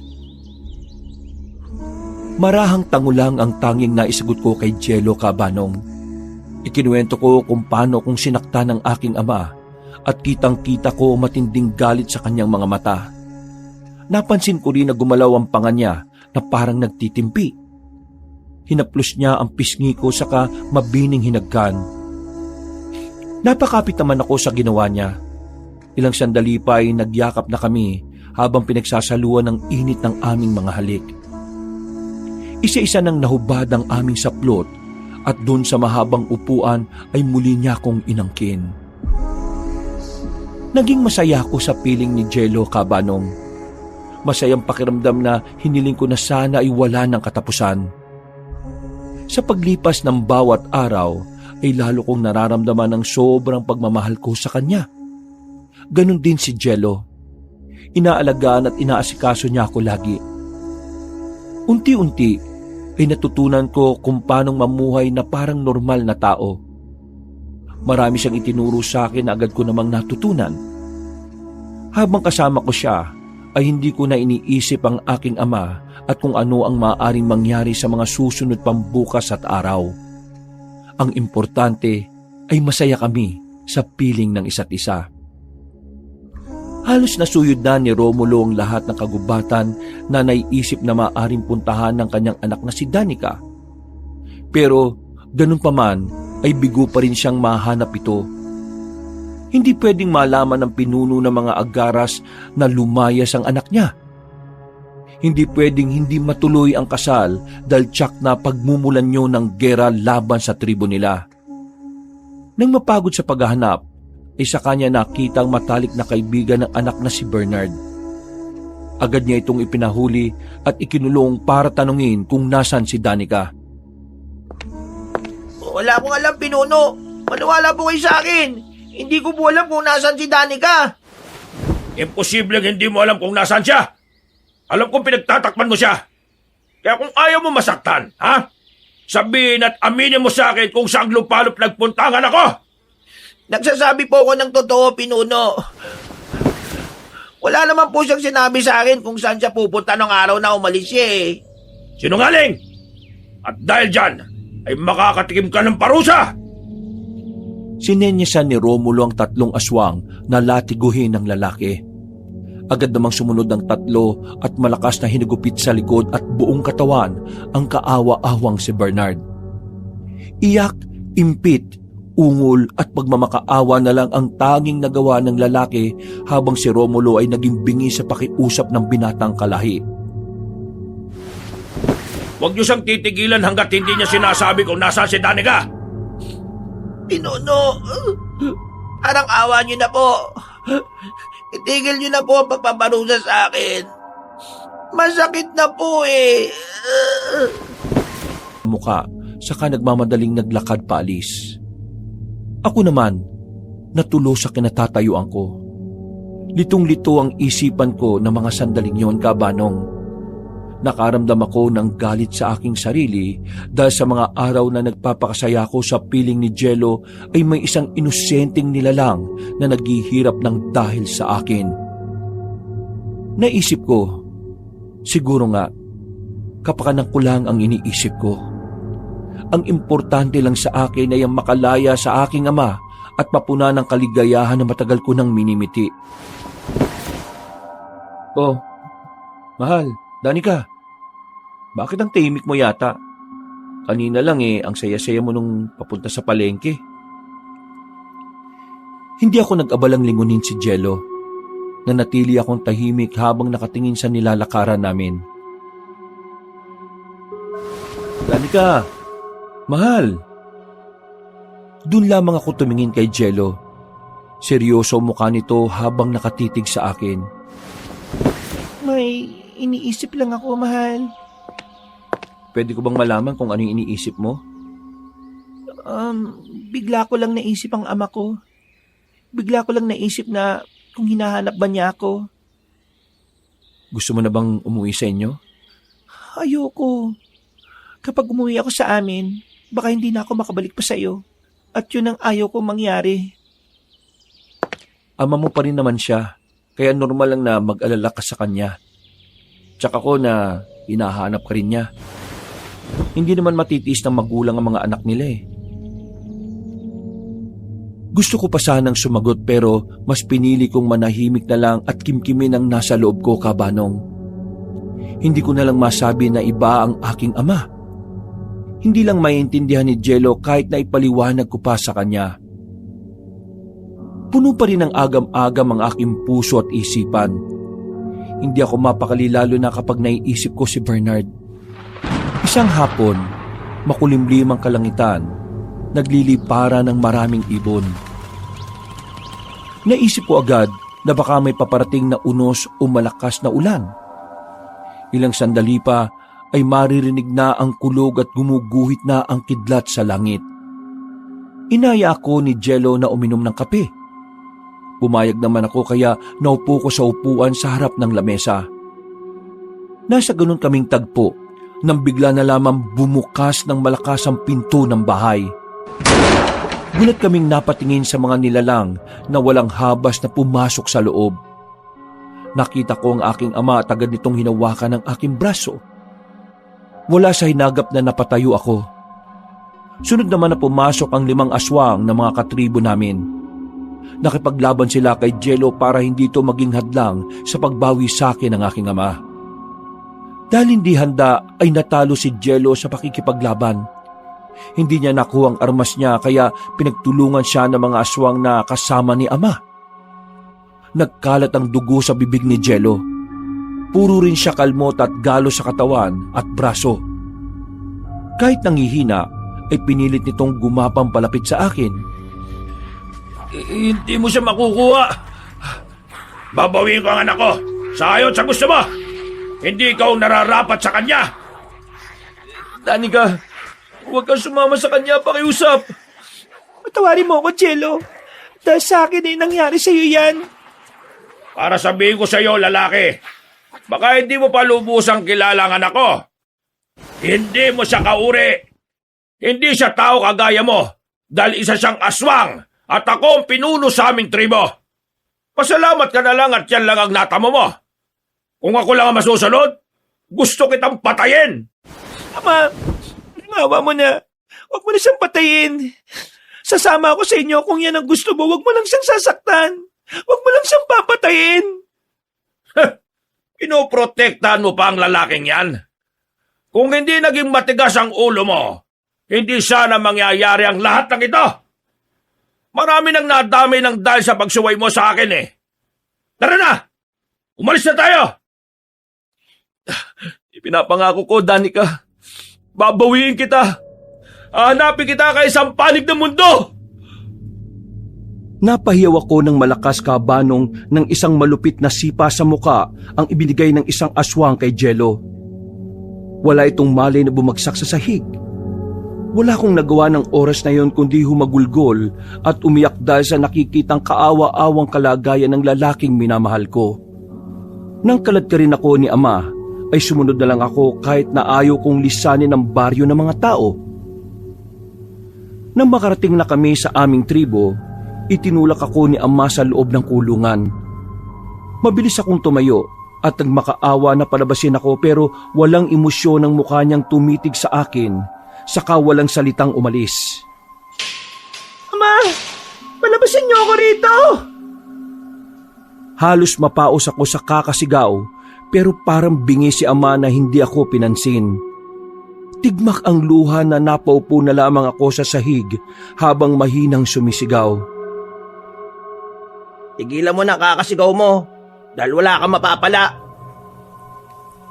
Nalingunan ko ang nagsalitang si Bernard. Nakagapos pa rin ang mga kamay nito habang nakasandal sa pader. Nang makita ko siya, ay agad akong lumapit sa kanya. Lalo kong naluha na matitigan ko ang mga pasa at galos niya sa buong katawan.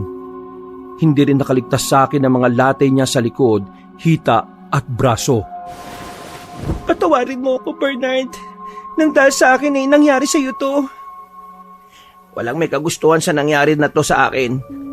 Ako ang dapat na humingi ng tawad sa iyo kasi sinabi ko kay Pinuno kung saan kanila matatagpuan. Pasensya ka na ha. Hindi ko dapat sabihin kaya lang dinamay na nila si Ine at muntik nang hagupitin ng lati ko. Ayos lang sana kung ako ang pahirapan at sasaktan nila. Kayang-kaya ko naman tisin yung para sa iyo eh. Kaya lang, dinamay na nila si Ina. Kaya, napilitan akong sabihin kung nasaan ka. Sana mapatawad mo ako, Danica. Patawarin mo ako. Huwag kang humingi ng tawad. Ako dapat ang gumawa nun eh. Tingnan mo kalagayan mo ngayon. Paano mong natiis na saktan ka nila ng ganyan? Ayos lang ako, Danica. Hindi ko lang nagawang itago ang sikreto mo. Dahil nga kay Ina. Sana maintindihan mo ako dahil naipit ako sa sitwasyon eh. Hindi ko kayang makita na saktan nila si Ina. Makikiusap ako na ilabas ka na lang nila dito. Total eh, ako lang naman ang kailangan nila eh. Kaya lang, baka matuloy na ang kasal mo kay Benji. Paano na yung lalaking totoong minamahal mo? Hindi ko alam. Nag-aalala rin ako sa kanya dahil pinagtulungan siyang kalabanin ng mga aswang na kasama ni Ama. Sana ay ayos lang siya. Magiging maayos din ang lahat. Patatapos din ang lahat ng ito. Hindi ko alam kung ano ang dapat kong isipin, Kabanong.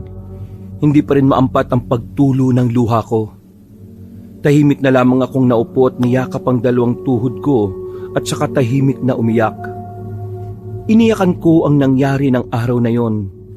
Nagdasal na lamang ako na sana ay magising si Jello at maging maayos ito. Nang gabing yon ay dinalhan kami ni Ama ng pagkain para sa hapunan. Hindi ko siya tiningnan at pinansin. Naramdaman ko na tinititigan ako nito saka walang imik na umalis. Tumayo ko at ibinigay kay Bernard ang pagkain. Sabayan mo na akong kumain, halika na. Wala akong gana eh. ikaw na lang ang kumain yan. Baka naman magkas ko kay kuya na umibig sa tao. Para sa kanya lubos niyang kinamumuhian ng mga tao Hindi man lang niya inisip kung magiging masaya ka ba sa kagustuhan niya. Sarili lang naman niya ang mahalaga sa kanya Saka ang lahat ng nasasakupan niya dito sa tribo. Pangako, kapag nakalabas ako dito, tutulungan kita makatakas at makalabas dyan. Sa ngayon, alam ko, Apo, pero hindi mo pa kayang lumaban sa ngayon. Kailangan magpagaling at magpalakas ka muna. Wala akong nagawa ng sapilitan siyang kunin ng ama niya. Hindi ko mapapatawad ang sarili ko kapag may nangyaring masama sa kanya. Hayaan mo na munang makabawi ka ng lakas. Saka tayo pupunta sa kuta nila para labanan sila. At nang sa ganun mabawi natin si Danica. Mukhang malalakas ang nasa tribo nila. Baka kilala ko yung aswang na tinutukoy mo. Alam mo ba na may lahing aswang si Danica? Opo, Lo. Nung una pa lang na nagkakilala kami, alam ko kagad na aswang na siya. 'Di ba? Yun rin ang napansin mo sa kanya. Pero hindi naman yun naging hadlang para mahulog ang loob ko sa kanya. Mabait siya Nakikita ko ang kabutihan ng ugali niya. Kaya nga minahal ko na rin siya. Mabuti naman kung gano'n na po. Importante na tanggap mo ang lahat sa kanya, lalo na ang pagkatao niya. Sige po, magpapalakas ako't babawiin ko siya. Hindi ako papayag na maikasal siya sa iba. Ipaglaban mo ang pagmamahal mo sa kanya, Apo. Narito lang ako at handang sumuporta sa iyo. Pero sa ngayon magpahinga ka muna. Hindi pa magaling ang mga sugat mo. Mamaya, tatapalan ko ulit ang mga halamang gamot na ginawa ko. Yang mga galos at mga sugat mo. Hindi ko na malayang nakatulog na ako ng gabing iyon, Kabanong. Nagising na lamang ako dahil sa ingay na nagmumula sa labas. Nakita kong binuksan ng aking ama ang pinto ng kulungan at saka inilabas nito si Bernard.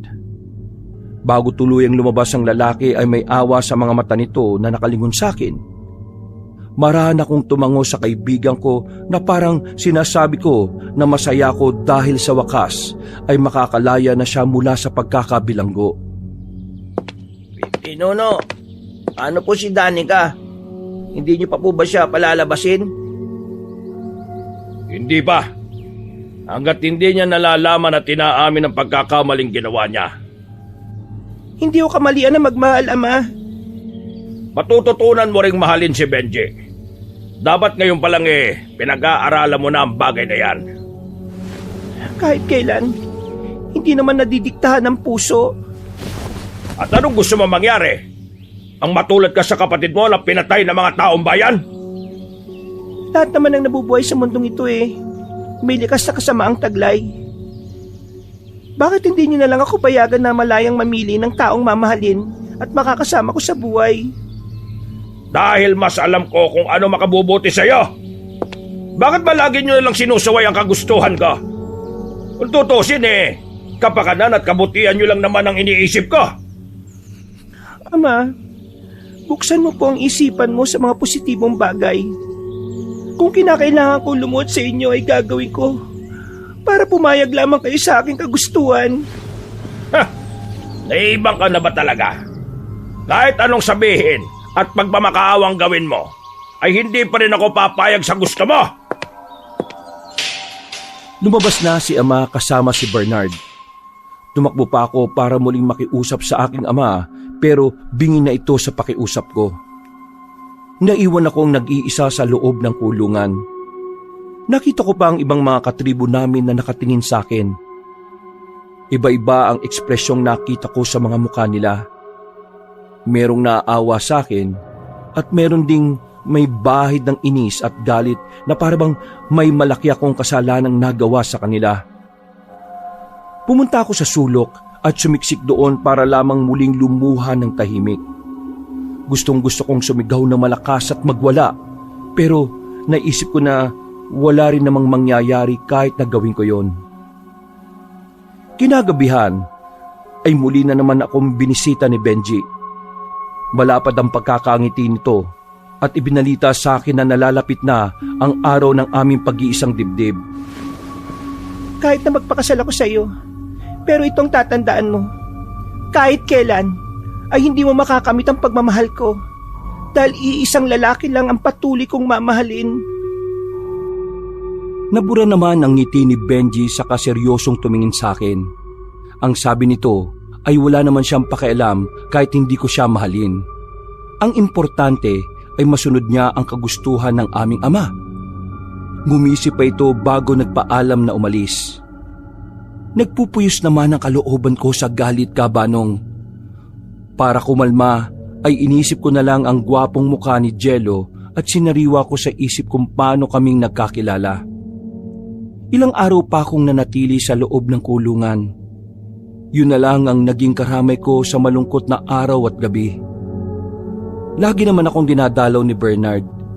Nakikipagkwentuhan ito sa akin kaya kahit papaano ay naaaliw ako at saglit na nakakalimutan ng lungkot na unti-unting pumapatay sa akin. Sa pagdaan ng mga araw ay naging maayos na ang kalagayan at pakiramdam ni Jello. Nang lumakas siya ay nagsimula siyang hanapin ni Danica. Nagtanong-tanong siya sa bayan nila kung nakikita pa ba nila ang dalaga at kung alam na mga ito kung saan ito nakatira. Pero ni isa ay walang nakapagsabi kung nasaan siya.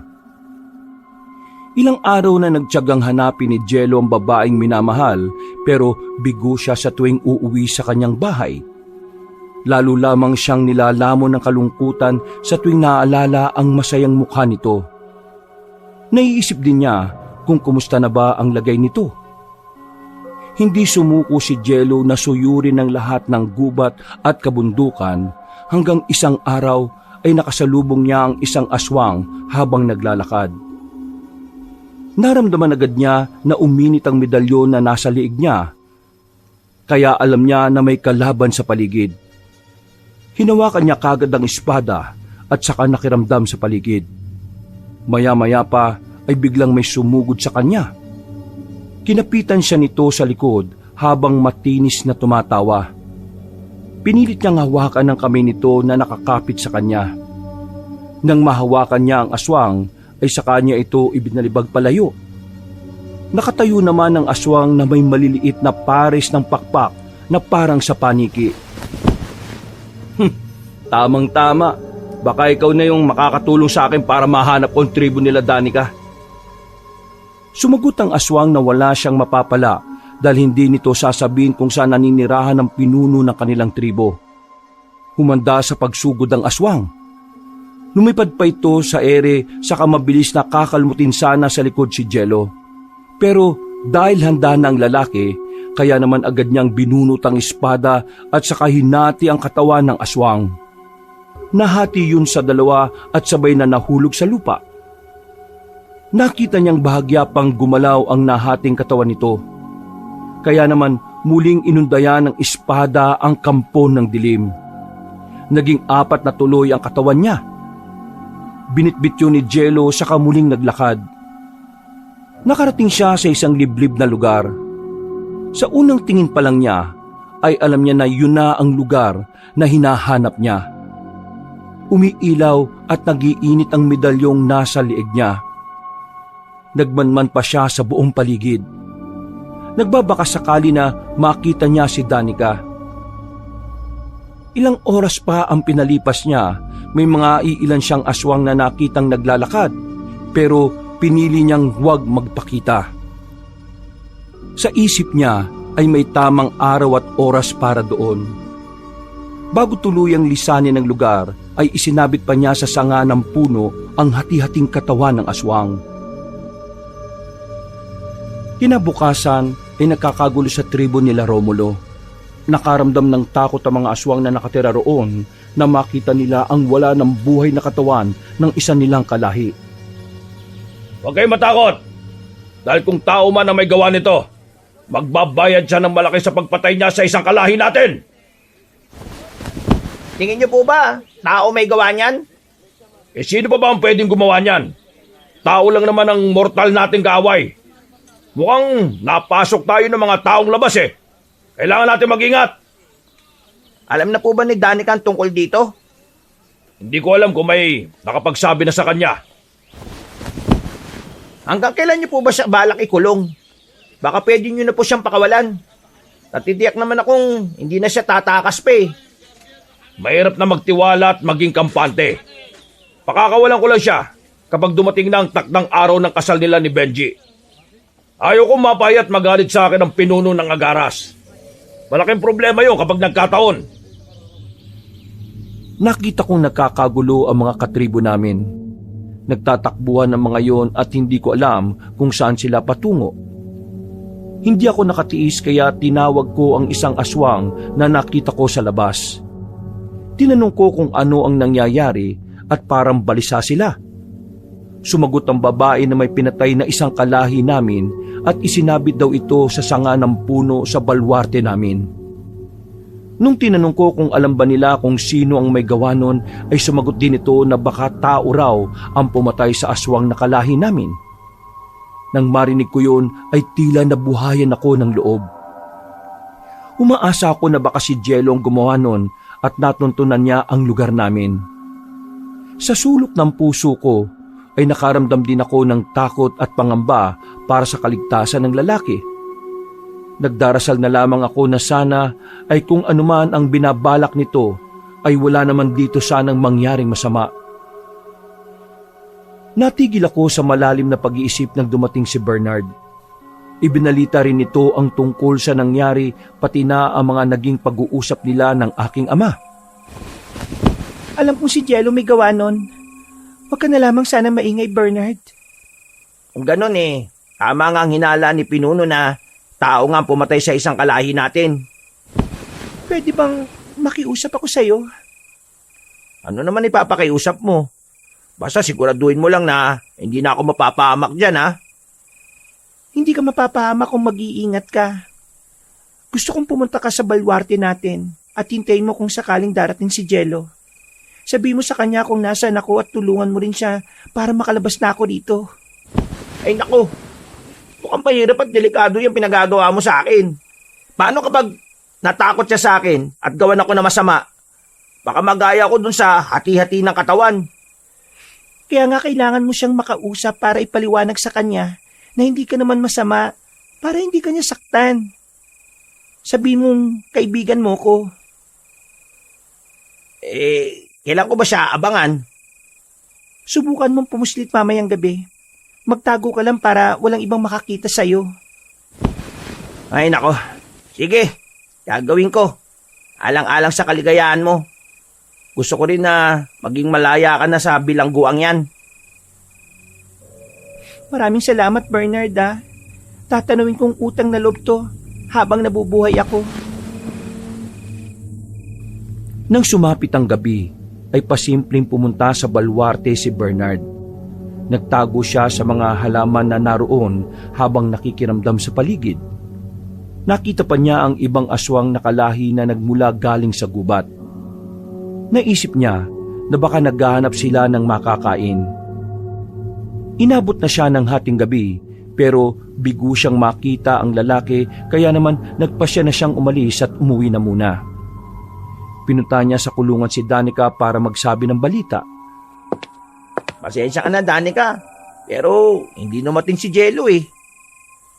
Kaya mo, susubukan ko ulit bukas ng gabi. Baka sakaling dumating na siya. May naisip ako. Mas maganda kung bababa ka sa baryo ng mga tao. Yun ang sigurado para makausap mo siya. Ha? Hindi ba mas lalong delikado buhay ko kapag ginawa ko yon? Baka mahuli ako. Kaya nga mag-ingat ka eh. At mas maganda kung gabi ka pupunta para walang makahalata sa'yo. Iisipin ng mga katribo natin na maghanap ka lang ng pagkain kaya ka lumabas.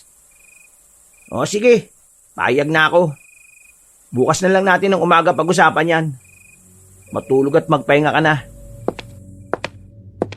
Nakaramdam na naman ako ng kalungkutan nang maalala ko si Jello. Sobrang miss na miss ko na kasi siya. Gusto ko lang din namang malaman ang kalagayan niya kaya naisipan kong utusan si Bernard. malaki pa rin ang tiwala ko sa kaibigan ko at tanging siya lang ang pag-asa ko sa mga panahong ito. Kinabukasan, hinintay ni Bernard na gumabi. Nang kumalat na ang dilim sa paligid, ay saka siya lumabas ng bahay nila. Dumaan pa siya sa kulungan ni Danica at sumenyas lang ito na mag-iingat siya. Nang makababa na si Bernard sa baryo ng mga tao, ay alam na niya kung saan eksaktong pupuntahan ang lalaking sadya. Itinuro na sa kanya ni Danica kung papaano makakarating sa bahay ni Jello. Nang makita na ni Bernard ang bahay ng taong sadya niya, ay akma na sana siyang kakatok. Pero bigla na lamang bumukas ang pinto at nakita na lang niya na nakatutok na ang dulo ng espada na hawak ng binata na nasa leeg niya. Ano sadya mo rito? Naparito ako para sabihin na pinapupunta ako ni Danica dito.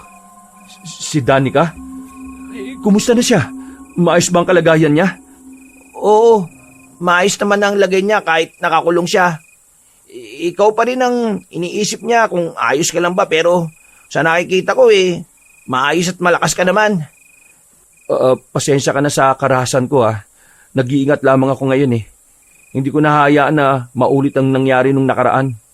Akala ko katapusan ko na. Maaari ko bang makita si Danica? Sige, makinig ka mabuti sa sasabihin ko. 3 araw mula ngayon, ikakasal na si Danica sa anak ng pinuno ng Agaras. Gagarapin ito sa eksaktong kabilugan ng buwan. Nasa sayo kung ililigtas at babawiin mo siya sa gabing yon. Ang bilin pa ni Danica ay hihintayin ka niya. Sige, tatandaan ko yan. Ako na ang bahala. Gagawin ko ang lahat para mabawi siya. Mabuti na lang at sinabihan mo ako. May oras pa ako para maganda. O sige, alis na ako Kailangan ko nang bumalik sa tribo namin Sige, maraming salamat at mag-iingat ka. Sobrang saya ko nang magtagumpay si Bernard na makausap si Jello. Magkahalo ang nadarama kong ligaya at excitement ng mga oras na yun. Ilang araw na lang ang pagtitiis na hinihintay ko para muling makita at makasama ang lalaking iniibig ko. Habang nakahiga ay hindi nawawala ang ngiti ko sa labi at sa pagtulog ko ay naging laman ng panaginip ko si Jello. Masaya raw kaming namimili sa palengke habang nagkukwentuhan at kausap ang mga matatandang nagtitinda roon. Kinabukasan, nagising ako sa ingay na nagmumula sa mga rehas at bakal. Dumilat ako at nakita ko si Ama na binubuksan ng pinto ng kulungan. Bumangon ka na riyan. Kailangan na kitang palabasin dito. Sa utos na rin ni Benji. Kailangan mo manatili sa bahay natin ng ilang araw dahil nalalapit na ang inyong pag-iisang dibdib. Ipinadala na rin niya ang susutin mo sa inyong kasal. Sana matutuwa si Benji kapag nakita niya kung gaano kaganda ang mapapangasawa niya. Sana po ako titira pagkatapos ng kasal. Doon ka naman nanatili sa lugar nila Benji. Yun ang kagustuhan ni Benji Ipinangako naman niya sa akin na gagawin at ituturing kanyang parang reyna. Nagpakawala na lang ako ng malalim na buntong hininga, Kabanong. Ipinagsalikop ko ang 2 kamay para kahit papaano ay mabawasan ang tensyon na nararamdaman ko. Habang palapit ng palapit ang oras bago gumabi, ay lalo lamang akong kinakabahan. Sana lang talaga ay dumating si Jello para iligtas ako. O handa ka na ba sa maaaring mangyari mamaya? Hindi ko namalayan na nakapasok na pala si Bernard sa aming bahay. Umalis daw ang nagbabantay sa labas kaya nakapuslit siya.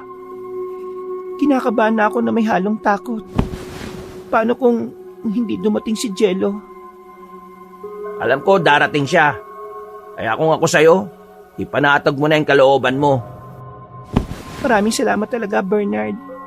Kung hindi dahil sa'yo, baka ito na ang hangganan ng aking kaligayahan.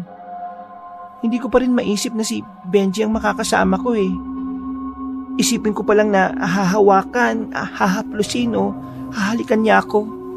Parang nangangalisag na yung mga balahibo ko Magtiwala ka lang sa taong minamahal mo. Ililigtas ka niya kahit na anong mangyari. Yun ang sabi niya sa akin, ha? O sige na, dito na muna ako at baka mahuli pa ako ng mga bantay.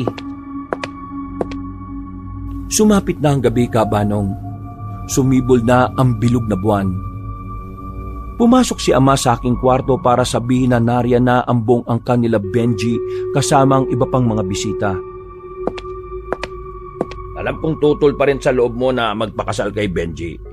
Pero alam ko rin na sa paglipas ng mga araw matututunan mo rin siyang mahalin. Pakisamahan mo na lang siya na maayos para wala tayong maging problema. Marahang tango at ngiti na lang ang isinagot ko sa aking ama. Ayaw ko nang magsalita pa ng kung ano dahil abala ang isip ko sa pag-iisip kay Jello. Nang lumabas ako sa aming bahay ay nabanaag ko ang matinding paghanga sa mukha ni Benji. Gwapo rin naman ito sa suot nito, pero biglang pumasok sa isip ko na sana si Jello ang kasama ko para magpakasal. Hinawakan ni Benji ang kamay ko at sabay na kaming lumuhod sa altar na sadyang ginawa para sa aming pag-iisang dibdib. Nagsimula na ang seremonyas ng aming kasal nang bigla na lang magliparan sa himpapawid ang napakaraming uwak. Halos lahat kami napatingin sa langit. Mababakas ang takot sa mukha ng mga aswang na naroon nang sabi ng isang matanda sa aming tribo na may nakaambang panganib na magaganap. Nagalit si Benji, kaya naman inutusan niya ang magkakasal sa amin na madaliin na ang seremonyas para matapos na kaagad. Walang magaganap na kasalan dahil ako mismo ay tumututol dito. Dapat, ang lakas ng loob mong dumayo at sumugod dito sa aming tribo para gumawa ng gulo, ha? Hindi ko hayaan na makalabas ka dito ng buhay. Mga alagad at katribo, sugurin siya! Agad akong napalingon sa pamilyar na boses na nagsalita. Nalingunan ko si Jello. Sa kamay nito ay may hawak na kalahating katawan ng isang aswang. Bigla nitong inihagis ang katawan na tumutulo pa ang dugo. Nagsigawan naman ng mga aswang na naroon. Lahat kami ay tumayo. Naiiyak ako pero pinigilan ko ang luha dahil sa wakas ay dumating ang lalaking tunay kong minamahal. Hawak ni Jello ang espada niya at saka walang habas na pinaghihiwa ang mga aswang na ginustong sugurin siya. Ilang sandali pa ay dumating ang lolo nito na si Mang Tasyo. Kasama pa ang 5 lalaki na sa tingin ko ay mga albularyo rin. Galit na inutusan ni Benji ang ibang mga alagad na hawakan ako at iwan na wala ng buhay na mga aswang. Si